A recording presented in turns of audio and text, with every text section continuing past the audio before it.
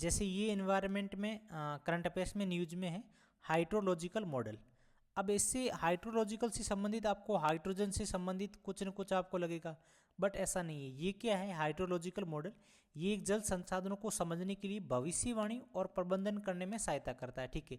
उसके बाद जो जल का एक प्रवाह और जो क्वालिटी है उसको तय करने के लिए एक तरह से यूज किया जाता है। जैसे अगर आप देखोगे जो भूजल विभाग होता है ना, अगर आपने कहीं देखा होगा, जैसे बड़े भूजल विभाग में अगर जो लैब देखोगे ना, तो वहाँ पर आपको ये हाइड्रोलॉजिकल देखने को मिल जाएगा, ठीक है। तो ये आपको ध्यान रखना है। फिर है न्यूज में रहता है एमपॉक्स। अब एमपॉक्स से क्वेश्चन बन सकता है, क्योंकि प्रीलिम्स में जो भी ऐसे जो वायरस न्यूज में रहे हैं, जैसे 2017 में भी प्रीलिम्स से क्वेश्चन आया था, 16 में, तो इस तरीके से ये जो अफ्रीका में जो वायरस या एक तरह से जो कोई बीमारी न्यूज में रहती है, वो लगभग प्रीलिम्स में क्वेश्चन किसी भी तरीके से या टीके से संबंधित या उसकी लोकेशन से संबंधित क्वेश्चन पूछे जाते हैं, ठीक है। हाल ही में कांगो में, यानी अफ्रीका का जो देश है कांगो, यौन संचारित का संक्रमण का पहला मामला सामने आया, बट प्रीलिम्स में ऐसे क्वेश्चन नहीं पूछेगी। ये तो एक तरह से न्यूज थी, मैंने इसको ऐड किया, ठीक है। अब क्वेश्चन क्या पूछ सकते हैं कि ये एक संक्रमण रोग है, ठीक है। इस तरीके से स्टेटमेंट में दे सकते हैं। यानी जो ये मैंने एक तरह से न्यूज का एक तरह से पार्ट लिखा है। ये जो संक्रमण रोग है ये किसकी वजह से, कौन से वायरस से होता है? मंकी पॉक्स वायरस से। कौन सा? एमपॉक्स, मंकी पॉक्स, ठीक है। तो ये आपको ध्यान रखना है, किसके कौन से वायरस से? मंकी पॉक्स वायरस के कारण होता है। पहली बार इसको 1970 डीआरसी यानी जो कांगो लोकतांत्रिक गणराज्य है वहाँ उस देश में पाया गया, ठीक है।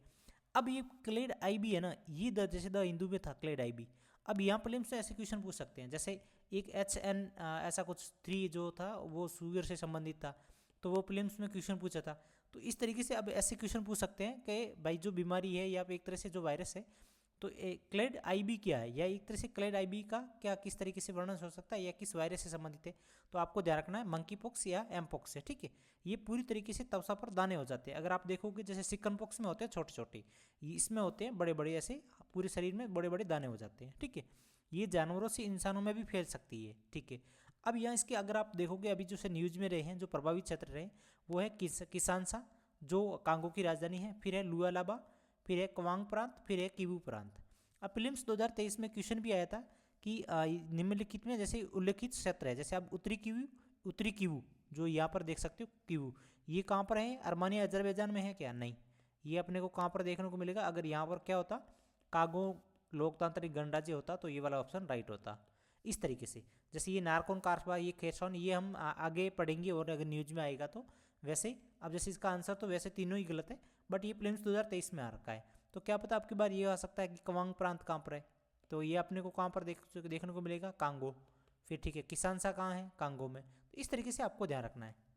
फिर है नेक्स्ट है मोगादिशु शहर। ये अभी हाल ही में एक चक्रवात लाली के नाम से वो मोगादिशु में बहुत भारी बारिश हुई थी, यानी एक तरह से पूरा क्लाइमेट चेंज कर दिया था, ठीक है। अब यहाँ पर बहुत सारे एक तरह से इफेक्ट हो गए थे मोगादिशु शहर में।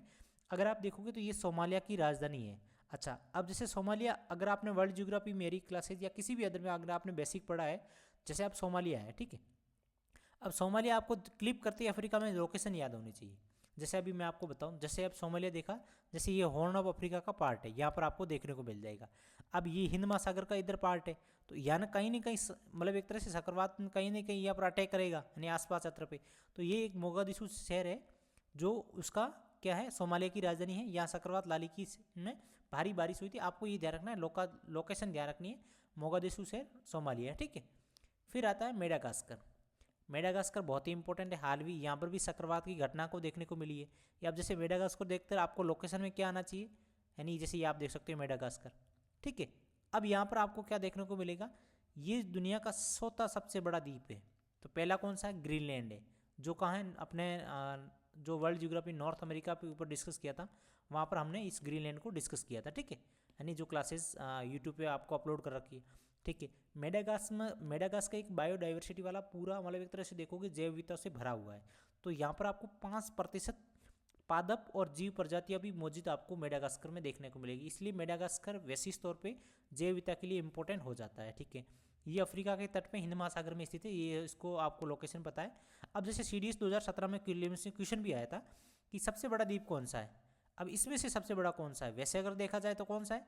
ग्रीनलैंड है, ठीक है। उसके बाद 4th नंबर पे अपना मेडागास्कर है, ठीक है। अब इसमें इन शहरों में से सबसे बड़ा है न्यू गिनी, जो कहाँ पर है? ऑस्ट्रेलिया की नॉर्थ की साइड में। तो इस तरीके से आपको देखना है, इनकी लोकेशन पता होनी चाहिए, यानी सबकी लोकेशन पता। प्रीलिम्स में किसी भी तरीके से क्वेश्चन आ सकते हैं।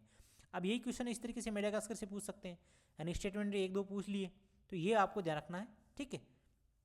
नेक्स्ट है प्रीलिम्स में, ये अब की बार द्वीप समूह बहुत ही न्यूज में है, कार्बो वर्डो, क्या है, कार्बो वर्डे, यानी जलवायु चुनौतियों के निपटने के लिए कार्बो वर्डे का सालाना $140 मिलियन की जरूरत है। वर्ल्ड बैंक ने ये बोला है कि ये अगर देखा जाए तो ये समुद्री पूरा इलाका है, बट इसको केप वर्डे भी बोला जाता है, ध्यान रखना, ठीक है।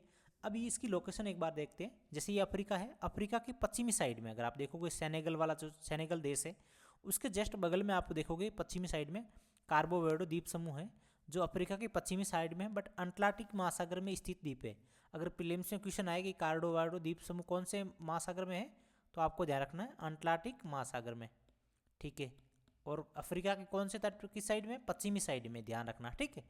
अब यहाँ पर आपको देखने को मिलेगा, अब लगभग अगर देखा जाए न्यूज़ में अत्यधिक गर्मी भी देखने को मिलेगी, बाढ़ भी, सूखा, ये भूस्खलन, ये तरह से नॉर्मल 24 में इसका जो केप वर्डे है ना बहुत ही न्यूज में रहा था, ठीक है। तो ये आपके लिए इसकी लोकेशन बहुत ही इंपॉर्टेंट हो जाती है।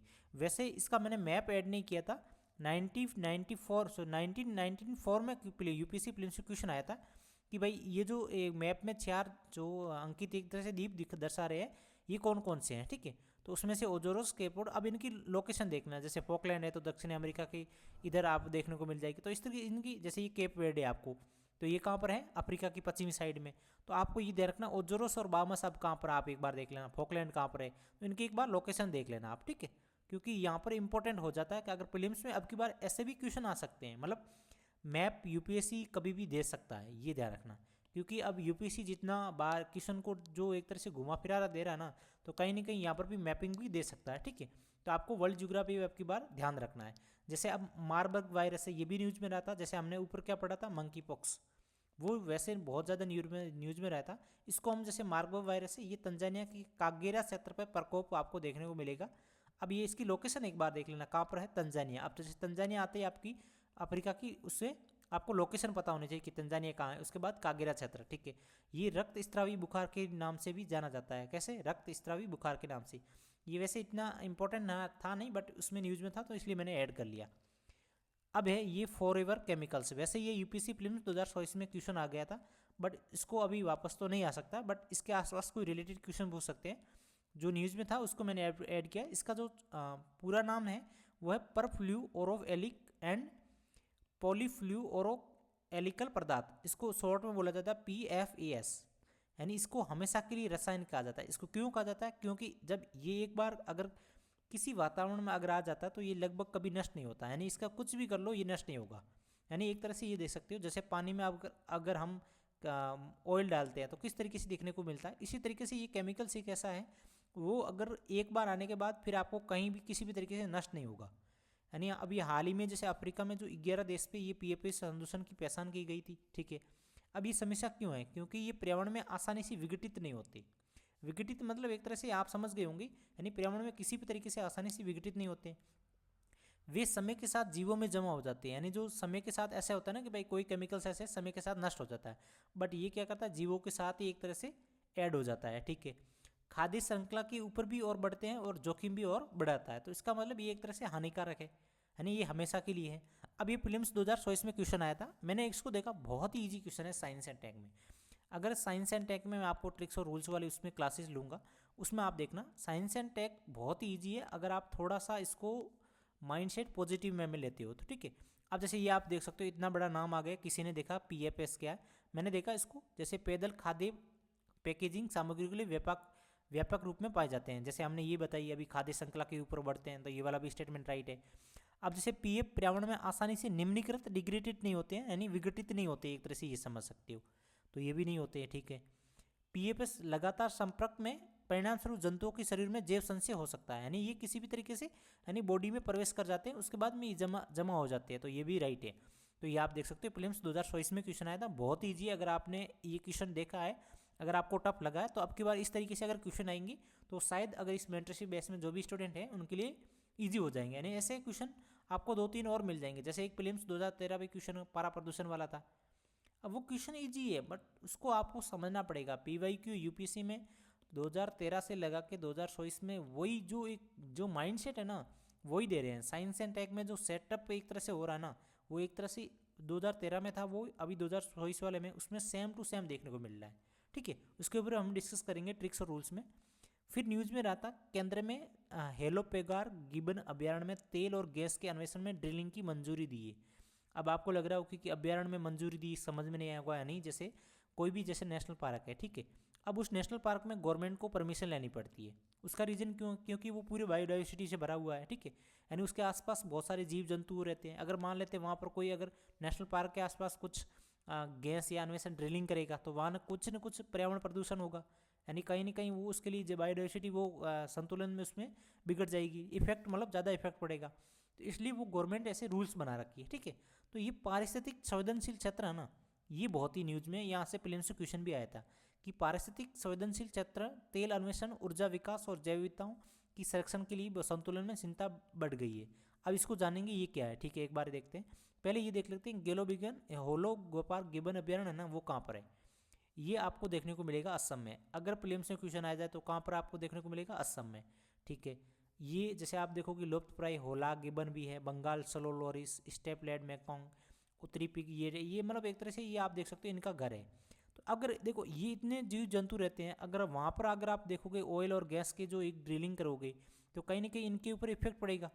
ये जैसे अगर किसी भी तरीके से अगर बायोडाइवर्सिटी पे या इन्वायरमेंट से अगर हर जगह रूल्स बने हुए हैं, ठीक है, अब उनको फॉलो करें कि नहीं करें, बट अभी ये गवर्नमेंट नहीं है, नहीं तेल और गैस अन्वेषण ड्रिलिंग की मंजूरी दी है, कहीं ना कहीं किसने दी है, गवर्नमेंट ने दी होगी, सीधी सी बात है। ठीक है, तो इस चीज़ को आपको समझना पड़ेगा। जैसे अब मैं आपको बताऊं, देश का एकमात्र वन प्रजाति होला गिबन के नाम से ये अभ्यारण्य प्रसिद्ध है। ठीक है, अब ये क्या चीज़ होती है, जैसे अगर कोई भी चीज़ बायोडाइवर्सिटी से संबंधित है, वहाँ एक तरह से उनको एक मतलब जोन होता है। ठीक है, जैसे एक पारिस्थितिक संवेदनशील जोन है। ठीक है, अब इसमें देखते हैं कि ये पर्यावरण मंत्रालय की राष्ट्रीय वन्यजीव कार्य योजना का प्रावधान किया गया था। ठीक है, अब ये कि राज्य सरकारों को पर्यावरण संरक्षण एक्ट कौन सा 1986 के तहत राष्ट्रीय उद्यानों और वन्यजीव अभ्यारण्यों की सीमा में 10 किलोमीटर के भीतर आने के लिए भूमि को पारिस्थितिक रूप संवेदनशील क्षेत्र में घोषित करता है। जैसे मैं एक एग्जांपल देता हूँ यहाँ पर मैं आपको बताता हूँ। जैसे मान लेते हैं ये भूमि है, ठीक है, मैं एक एग्जांपल के तौर पे मान रहा हूँ। ठीक है, अब इसमें ये आप देख सकते हो ये है एक तरह से नेशनल पार्क है, यानी बायोडाइवर्सिटी वाला क्षेत्र है। अब इसके जो 10 किलोमीटर के आसपास जो भी क्षेत्र होगा वहाँ पर कुछ मतलब XYZ कुछ नहीं होने वाला है, यानी वहाँ पर ऑयलिंग नहीं होगी, वहाँ पर रिफाइनरी नहीं होगी, वहाँ पर खनिज संपदा किसी भी तरीके से नहीं होगा, क्योंकि वहाँ पर उसके आसपास क्षेत्र को किसी भी तरीके से नहीं करना है। बट अभी उन्होंने हाल ही में मंजूरी दी, इसका मतलब कहीं ना कहीं उनके लिए क्या इंपॉर्टेंट हो जाता है, यानी ये खनिज संपदा ये इंपॉर्टेंट हो जाती है, यानी इन्वायरमेंट के लिए कुछ है ही नहीं। बट अब जैसे इसमें रूल्स लागू कर रखे कि भाई जो इनकी जो नेशनल पार्क है और वन्यजीव अभ्यारण्य है ना, उनकी सीमाओं के 10 किलोमीटर के भीतर आने वाली जो भूमि होगी वो एक तरह से हम संवेदनशील क्षेत्र में घोषित करेंगे। अब उन्होंने क्या किया, संवेदनशील क्षेत्र भी घोषित क्या किया। अब न्यूज में क्या था आप देख सकते हो यहाँ पर, यानी केंद्र ने क्या दिया है, तेल और गैस अन्वेषण में ड्रिलिंग की मंजूरी दी। कहाँ पर, जो संवेदनशील क्षेत्र है ना वहाँ पर दी है। इसका मतलब कहीं ना कहीं ये एक तरह से गवर्नमेंट भी रूल्स को फॉलो नहीं कर रही है। होता है हमारा हर जगह किसी के लिए कोई उसमें हम आगे डिस्कस करेंगे। इसमें बहुत सारे ऐसे केस हैं, जैसे NGT का अगर आप देखोगे तो एनवायरनमेंट से संबंधित बहुत ही बड़ी मतलब एक तरह से उसकी सुप्रीम कोर्ट है एनवायरनमेंट की, ये समझ सकते हैं। ठीक है, तो अब ये आपको ध्यान रखना कि भाई जो संवेदनशील क्षेत्र है वो कौन से एक्ट के थ्रू है, 1986 के तहत है। अब ये प्रीलिम्स 2014 में क्वेश्चन आया था, यानी 10 साल पहले क्वेश्चन आया था कि पारिस्थितिक संवेदनशील क्षेत्र है, उसके बारे में 2 कथन दे रखे कि आपको कौन सा सही है। अब देखना, पारिस्थितिक संवेदनशील क्षेत्र वे क्षेत्र है जिन्हें वन्यजीव संरक्षण अधिनियम 1972 के अधीन घोषित किया। नहीं, 1972 के अधीन नहीं, कौन से में, 1986 में। 1986 में ये यूपीएससी इस तरीके से फैक्ट गलत देता है, जो ट्रिक्स और रूल्स में आपने समझा होगा, तो ये वाला गलत हो गया। अब नेक्स्ट देते हैं, ये कॉमन सेंस का स्टेटमेंट है। पारिस्थितिक संवेदनशील क्षेत्र को घोषित करने का प्रयोजन है उन क्षेत्रों को केवल कृषि को छोड़कर सभी मानव क्रिया को प्रतिबंध लगाना। एक तो केवल आ गया, फिर एग्रीकल्चर आ गया, तो ये वाला भी स्टेटमेंट रॉन्ग है, तो यहाँ पर आपको आंसर डी देखने को मिलेगा। इस तरीके से आपको प्रीलिम्स में क्वेश्चन धीरे धीरे आपको समझ में आएगा बेटर वे में। अब देखो इनके भी मापदंड है कि भाई अगर कोई जो पारिस्थितिक संवेदनशील क्षेत्र घोषित करता है, ठीक है, 10 किलोमीटर के अंदर, यानी जो नेशनल पार्क के वन्यजीव अभ्यारण्य, तो उसके भी एक मानदंड मतलब मापदंड देखा जाता है। अगर जो क्षेत्र में जैव विविधता का ज़्यादा स्तर मतलब एक तरह से उस स्तर होगा तो उसको संवेदनशील क्षेत्र घोषित किया जाएगा। अगर प्रीलिम्स में इस तरीके से 25 में क्वेश्चन आ सकता है कि भाई क्या क्या मापदंड है। ठीक है, उन्होंने एक तो क्वेश्चन पूछ लिया, एक्ट का पूछ लिया, कौन से है 1986 में। ठीक है, अब आपको देखना कि जल स्रोतों की उपस्थिति, यानी एक तरह से आपको जलाशय भी देखने को मिल जाएगा उस सत्र में। ठीक है, यानी पानी की पूरी तरीके से उपस्थिति हो गई। फिर आपको दुर्लभ और संकटग्रस्त प्रजातियां अगर आपको कहीं ना कहीं बायोडाइवर्सिटी मिल रही है तो उसके लिए अपने को एक तरह से संवेदनशील रही है, एक तरह से उनको ये जो दुर्लभ संकटग्रस्त प्रजातियां हैं इनको बसाना अपना कर्तव्य बनता है। ठीक है, फिर है पारिस्थितिक तंत्र में सेवाओं की उपलब्धता, ये ठीक है। भौगोलिक संवेदनशीलता, जैसे हिमालय क्षेत्र है, अगर आप देखो कि पूर्वी हिमालय क्षेत्र है, तो ये एक तरह से इनके जो भौगोलिक एक तरह से संवेदनशील क्षेत्र है उनके लिए एक तरह से ये पारिस्थितिक संवेदनशील क्षेत्र घोषित किए जाते हैं। ठीक है, तो एक तरह से ये मापदंड है, नॉर्मल है, ईजी है, आप इसको देख लेना। फिर है अभी जैसे न्यूज़ में रहा है UNCCD, ये प्रीलिम्स में क्वेश्चन भी आ रखा है, यानी एकमात्र ऐसा है 1994 में स्थापित मरुस्थलीकरण के निपटने में संयुक्त राष्ट्र सम्मेलन का पर्यावरण और विकास टिकाऊ भूमि को प्रबंधन को जोड़ने के लिए एकमात्र कानूनी बाध्यकार अंतर्राष्ट्रीय, यानी ये समझ सकते हो, यानी मरुस्थलीकरण को रोकने के लिए एक तरह से ये संयुक्त राष्ट्र की एक तरह से क्या है अंतर्राष्ट्रीय समुदाय एकमात्र ही है। मैं आपको एक तरह से ये समझा सकता हूँ कि जो 1994 में एक तरह से मरुस्थलीकरण को निपटने या एक तरह से रोकने के लिए ये एक तरह से संस्था बना रखी है। ठीक है, अब ये सतत विकास जो 15 और भूमि शरण तटस्थता एलियन को पीछे की प्रेरक की सकती है। ये अब जैसे आप यहाँ पर प्रीलिम्स से क्वेश्चन भी देख सकते हो, प्रीलिम्स 2016 में आ रखा है। ये वैसे क्वेश्चन थोड़ा सा उस करंट के अकॉर्डिंग है, बट ये क्वेश्चन आपको थोड़ा सा समझ में कोई प्रॉब्लम नहीं। सेकंड वाला स्टेटमेंट अगर आप देखोगे थोड़ा सा आपको सही नहीं लगेगा उसके अकॉर्डिंग। ठीक है, जैसे उस टाइम की न्यूज़ के लिए एक तरह से देखा जा सकता है। फिर नेक्स्ट है हॉर्न ऑफ अफ्रीका, ये लगभग लास्ट 3 ईयर्स की न्यूज़ में ही है वैसे। अब ये पूर्वी अफ्रीका का एक प्रायद्वीप है। ठीक है, यानी जो इथोपिया वाली भूमि का क्षेत्र अगर आप देखोगे अरब सागर में सैकड़ों किलोमीटर तक फैला है। इसका स्वरूप सींग के समान है, इसलिए इसको क्या बोला जाता है, हॉर्न ऑफ अफ्रीका। अब इसमें से 4 कंट्रियाँ हैं, कौन सी है ये भी देख सकते हैं। यानी इस तरीके से आप ट्रिक्स ऐसे याद रख सकते हो कि सीड से याद रख सकते हो वैसे इंग्लिश में, यानी सोमालिया, ठीक है, इरिट्रिया, ठीक है, इथोपिया और जिबूती। जिबूती से जे से स्टार्ट नहीं होता, डी है, डी साइलेंट रहता है, ये ध्यान रखना। ठीक है, यानी सीड से आपको इस तरीके से 4 कंट्री याद रखनी है। हॉर्न ऑफ अफ्रीका में कौन कौन से देश आते हैं तो आपको सीड से याद रखने हैं। अब आपको ध्यान रखना ये जैसे आप देख सकते हो इस तरीके से सींग का आकार को आप लोगों को देखने को मिल जाएगा। ये आप देख सकते हो सींग के आकार का एक तरह से। तो ये वाला जो क्षेत्र है ना, ये अरब सागर के आसपास, इसमें से जो 4 कंट्री आती है, जैसे यहाँ पर एरिट्रिया है, इधर सोमालिया है, ठीक है, इधर इथोपिया है, ठीक है, तो इधर आपको देखोगे इधर छोटा सा एक जिबूती है।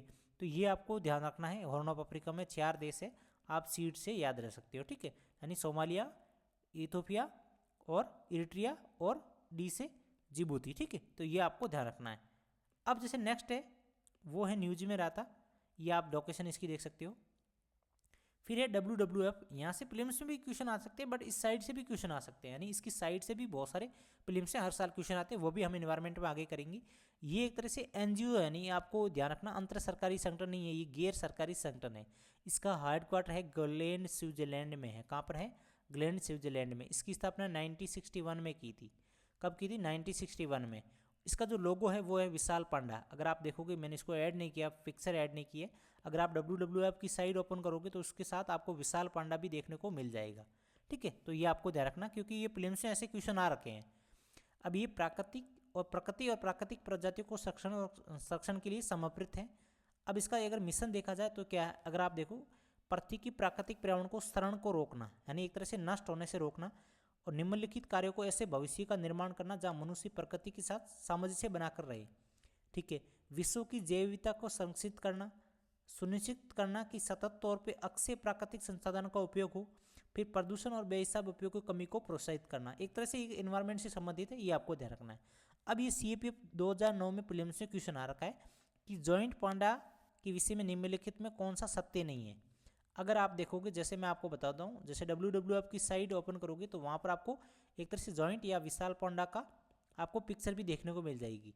अगर आप उसको देखोगे, जैसे आप देख सकते हो WWF यानी प्रकृति के लिए एक विश्वव्यापी निधि का प्रतीक चिन्ह है, यानी लोगो है, यही जैसे मैंने आपको यहाँ पर लिखा है लोगो वाला, यानी विशाल पांडा। तो इसका मतलब ये तो राइट है।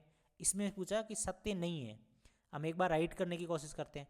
जॉइंट पांडा प्राकृतिक रूप से तिब्बत और दक्षिणी पश्चिमी चीन में पाए जाते हैं। अगर आप देखोगे भारत के जो आसपास जो कंट्री है, यहाँ पर आपको तिब्बत के आसपास, इधर आपको चाइना में ये आपको जॉइंट पांडा देखने को मिल जाएंगे। ठीक है, जॉइंट पांडा विश्व की सबसे बुरी आक्रामक प्रजाति है, ऐसा तो शायद नहीं है, बट एक बार देख लेते हैं। जॉइंट पांडा बांस खाते हैं। अगर आप देखोगे पूर्वांचल भारत में आपको कहीं ना कहीं बांस देखने को मिल जाएंगी, है ना। तो ये एक तरह से नॉर्मल है, बट ये जो विश्व की सबसे बुरी आक्रामक प्रजाति जॉइंट पांडा नहीं है। अगर बुरी आक्रामक प्रजाति होती तो शायद WWF का लोगो नहीं होता। तो इस तरीके से आपको देखना है। ये नेक्स्ट क्लासेज और लेके आएंगे, जो भी करंट में होगा, जो ऑथेंटिक सोर्सेज के रूप में होगा, उसको हम इंक्लूड करने की कोशिश करेंगे। ठीक है, थैंक यू।